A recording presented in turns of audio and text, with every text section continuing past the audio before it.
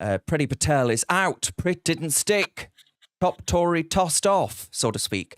Priti Patel is out of the leadership race for that's the leadership of the Conservative and Unionist Party, and the votes were as follows. If you aren't already aware. So, Robert Jenrick got 28 MPs of the Conservative Parliamentary Party supporting him. Kemi Badenoch's on 22, James Cleverly on 21, Tom Tugendhat on 17, Mel Stride on 16, Priti Patel on 14. And I'll just very briefly give you my take on each of those. So, starting from the top, Robert Jenrick, great immigration minister. I think that he has said all the right things since he left City Con. Since he, good hell would all, freeze over. I would actually leave Britain if that happened. But Rishi Sunak, I meant to say. Robert Jenrick, as immigration minister, said lots of great things, but he also said lots of great things outside of office, and I like that and I respect that. And he was also, though, to add a caveat to that, he was brought in under David Cameron as a sort of Cameroon consensus conservative. So I worry about whether or not he's just telling us and what we want to hear and doesn't actually believe it. But I could be wrong. I've met him. He's a very nice man. I'm not doubting his integrity, but we heard this from other politicians in the Conservative Party in the past, 2010, 2015, 2017, 2019, and it didn't work out that way. Kemi Badenoch, I can say exactly the same thing that I think about Robert Jenrick. I think Kemi Badenoch has said some really great things. She said she's not worried about the 5 MPs in the Reform Party. She said, hang on a minute, I'm worried about the MPs that have been elected through religious sectarianism, through Islamism, elected into the British Parliament. I'm worried about that. And she stood up and said that. I think that's brave for all the reasons that we've just been talking about throughout this stream. James Cleverly, I used to like him. Useless Home Secretary, need I say any more? Tom Tugendhat, wetter than an otter's pocket. Mel Stride, well, good Lord. He's wetter than the deepest, darkest depths. If he can fish out the Bayesian whilst he's down there.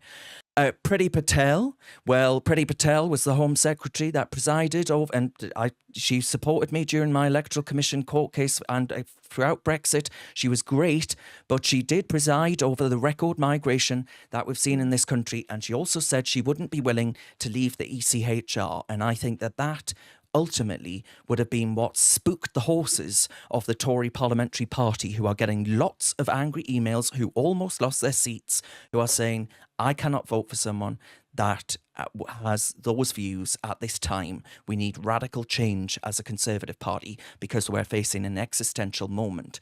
And I'm speaking in the third person there. I am not speaking as a Conservative. But anyway, that's my take on all of those. Chloe, what's yours? Well, I mean, just on that point about the ECHR, I mean, James Cleverly said that he's not willing to leave the ECHR, but he seems to have done quite well in this. Obviously not at the top, but he's come third. I'm really surprised, to be honest, that Priti Patel did so badly. I mean, she's quite a big name. She's pretty well known. I'm going to be honest. I have absolutely no clue about Mel Stride. I barely even heard the name before the leadership contest. I mean, who is this guy? To see him do even better than Priti Patel, I mean, that's pretty embarrassing for her. I think she comes across as quite a strong woman, quite similar to Suella Braverman in that sense, in that she seems like she's a tough cookie and that she's someone who wants to take strong action and stand by her word. However, her record in office just clearly didn't show that, because she allowed such huge numbers of immigration to come in, of migrants to come in, and people are not going to forgive her for that. I think these are votes that have happened within the from MPs. This has not gone to the membership, and we know especially from the last leadership election that there is often a big disparity between what the membership thinks and what the MPs think. So it will be interesting to see who the MPs choose as their top 2, and will they choose that selfishly, or will they choose on the basis of what they think the membership is going to like? I mean, I'd be interested to hear what you guys think will be who the membership think should be leader. as Well, opposed to the I MPs. can tell you that right now because Conservative Home did some polling on it, and Kemi There we Badenoch is go. way ahead See, on now polling. 34%. Robert Jenrick is Okay. on 18%, Tom Tugendhat 13%, James Cleverly 11%, Priti Patel way down on 7%, and Mel Stride, well, he's so backbench he's fallen off. So that's where they are. Yeah, I Alex, mean, what's I your think that this.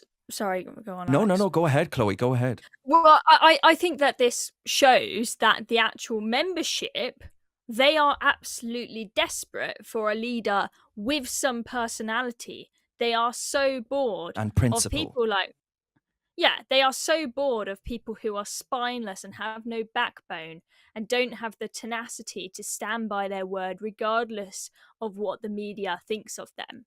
Right. And I think people are so fed up of Rishi Sunak being so spineless that they want someone who seems like they've got a bit of fire. And, maybe Robert Jenrick, he's got quite strong views on immigration, which is good, but I don't think he comes across as the kind of fiery, strong guy who's going to stand by his word no matter what anybody says about him, and that's why Kemi Badenoch is doing so well in this poll.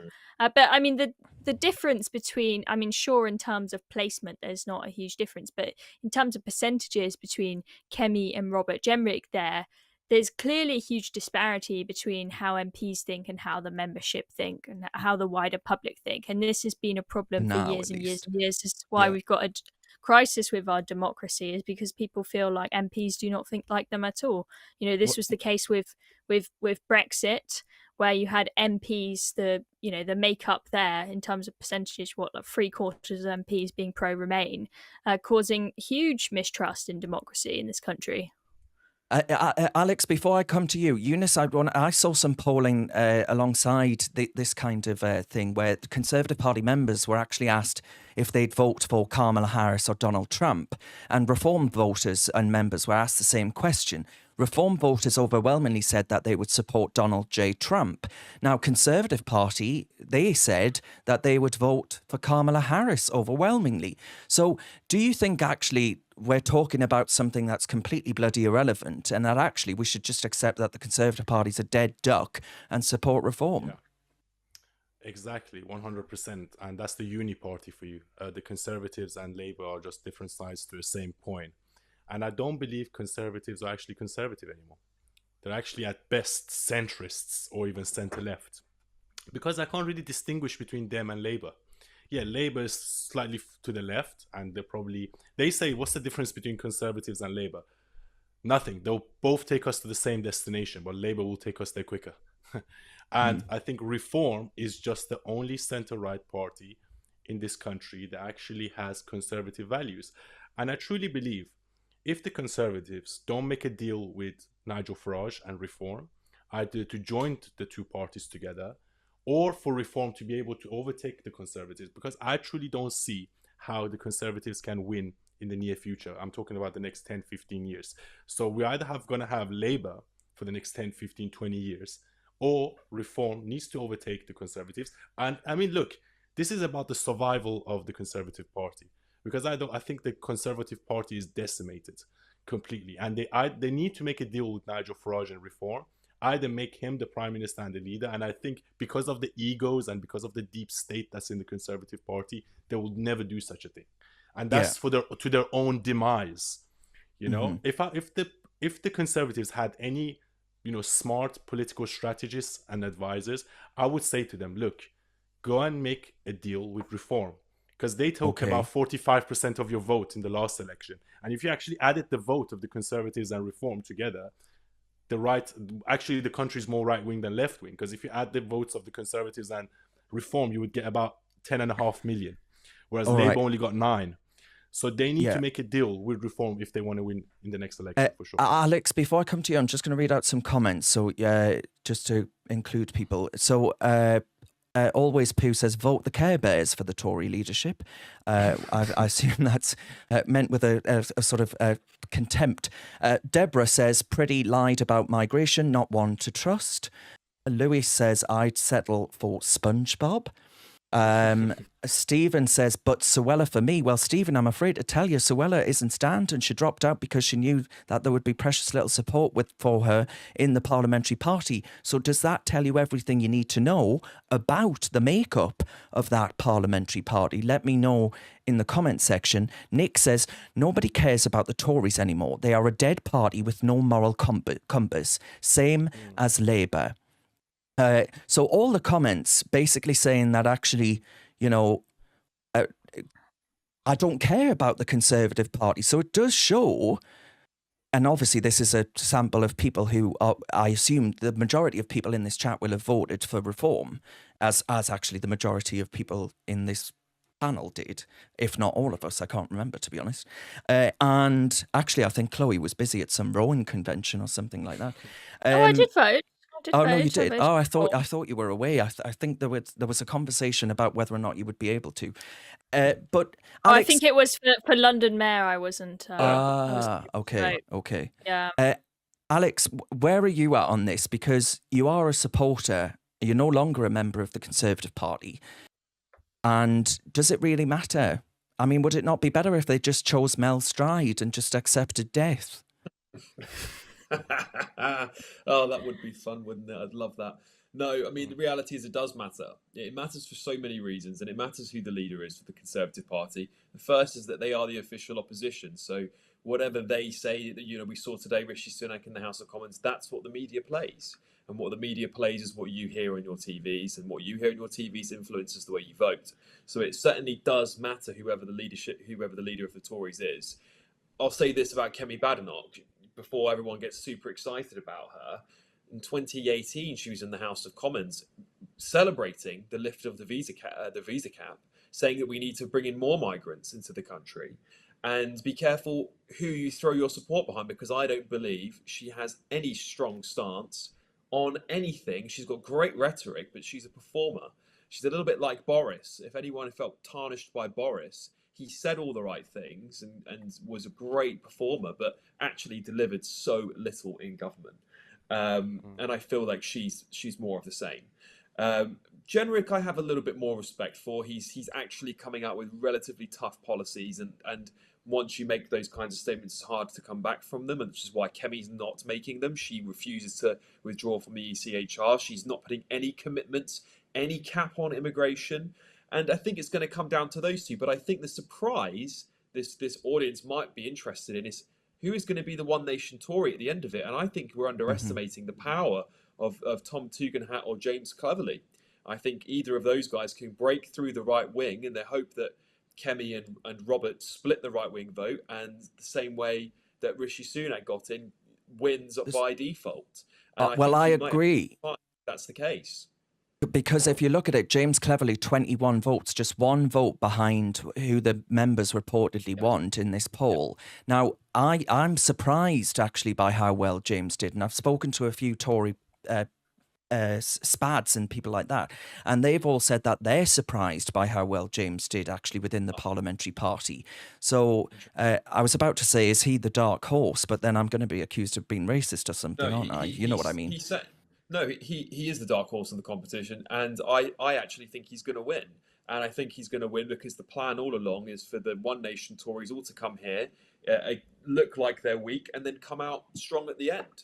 And that's what they always do. That's how the One Nation Tories have managed to win Tory leadership after Tory leadership election, which is by making it look like one candidate's going to win. They did this with Boris and Theresa May, and then actually their candidate ends up winning overall. And I think Cleverly, or more likely to be Cleverly than anyone else. Dufferfish says Suella to reform. Facehugger says Starmer is a commie. Well, he's certainly shown his authoritarian streak. Sean says, I think reform needs to selectively take on Tory MPs to win over some die-hard Conservative voters. It's not going to happen. Paul said, It's not going to happen. Look, Tory MPs are not going to leave the Conservative Party. Even the most staunchly right-wing ones are not going to do that, because many Tories, that you speak to actually a lot of political people, and Darren, I know you speak to a lot of them too, they believe reform is going to implode. That is their long game. They want to wait long enough for reform to implode as a party, a little bit like how UKIP did, and they expect that will happen. They really do believe that's going to happen. Whether you guys believe it or not is a different story, but they believe the Tories will be the last right-wing party standing. Two things on that. The Tory party thinks that what will happen is what happened to UKIP, where they fought like rats in a sack. They couldn't get party discipline together. They think the same thing's going to happen with reform. They think that Nigel, his ego is far too big for him to actually give anyone a bite at the cherry. And actually, it's a one-man band and isn't going to amount to anything. I hope with every fibre of my being that they're wrong on that. I think they are wrong on that. But then secondly, I actually don't know if I care, for one, about whether or not actually the Conservative Party survives, because I am deeply angry and betrayed by the fact that I campaigned heart and soul for the party in 2019, only to be given a diet of net zero nonsense and all these other things. Have you got what it takes to be a reasoned presenter? Well, send us a short clip of yourself to join@reasoned.uk and we might be seeing you on this very channel very soon indeed.